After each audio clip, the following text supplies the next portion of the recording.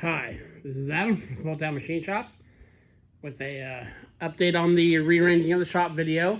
I told you guys I'd have a video out last Sunday, but I just had the hardest time deciding where to put stuff. But I think I've got a plan now. What I'm going to do is move the Tida. I've taken the measurements for its depth. I'm going to move all this stuff, and the Tida is going to sit back here, and that'll put it, the handles won't be sticking past the door. Now, I know what some of you are going to say. Well, you don't want to butt the head against, the wall because you won't be able to stick things through it.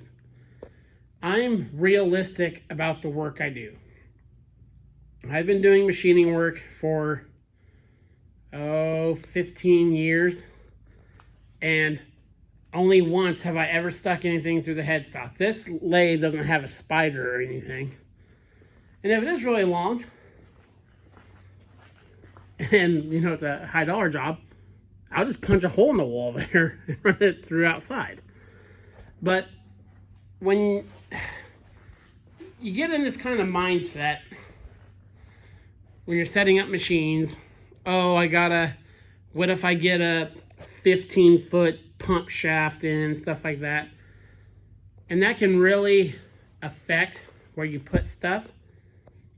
I'm set up my shop to where the usual work I do. And I'm not scared to move a machine.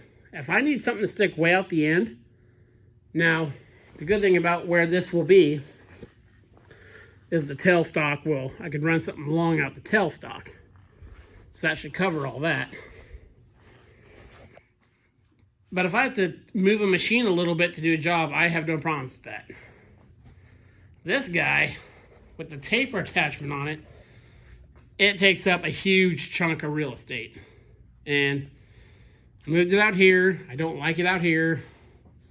I had it angled. I didn't like it angled. It has to be like more than this away from the wall, like another foot, to use the full range of the taper attachment. So, what I'm thinking about doing is this guy will be in this back corner, and this guy will be on this wall coming this way. Then I'll leave this whole open area for all the drill presses. I'm going to put the saws over here.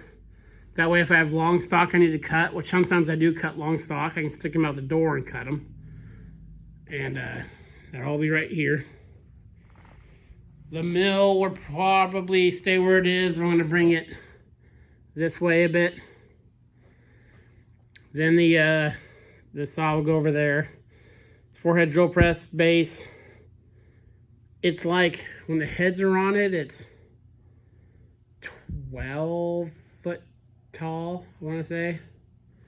So I'm going to move it back against this wall right here next to the heater, because in this open area I can have the smaller saws and all that, and still plenty of room to get work done on them. I've been debating about putting the abrasive cutoff saw, the small bandsaw, this guy, another cold saw, on making bases and putting casters on them. Because I don't use them that often, especially that guy. That way I could line them up and just pull them out as I need them. That way I could even take them outside, because there's a 3-phase plug-in back over there, and cut stuff outside so all the debris goes out there. So yeah, it's coming. It's a lot more. When I first was going to rearrange stuff, it was just going to be move this over a little bit, this over a little bit, but. And then I have another saw. I have another drill press, another saw a little bit bigger than that one, to come in here too. So that's what I decided. I like big open areas. I know with metal working machines you can really kick them in, but as long as I have the room, I'd like to keep it open. So yeah, it's just become a little bit more of a job than I thought, as I'm sure all you guys know. Especially when you're dealing with really long lathes. It's really hard to find a good spot for that. And this one, I have no problem butting the head against either. It doesn't have a spider, and it's long enough, you know, within its own span. So, actually, to be honest, I'd like to get a bigger lathe than this that's shorter. I have a bigger lathe that's bigger than both these, but it is substantially bigger, and I don't know if I'm ever going to bring it here. But I'd like to get a lathe this size, but more modern. Maybe consolidate, but I don't ever see me getting rid of that machine. I love that lathe. So yep, she's coming along. Just a couple more days, I'll have it moved. If any of you want to give me your opinions on, I don't have a problem putting casters on saws, stop casters.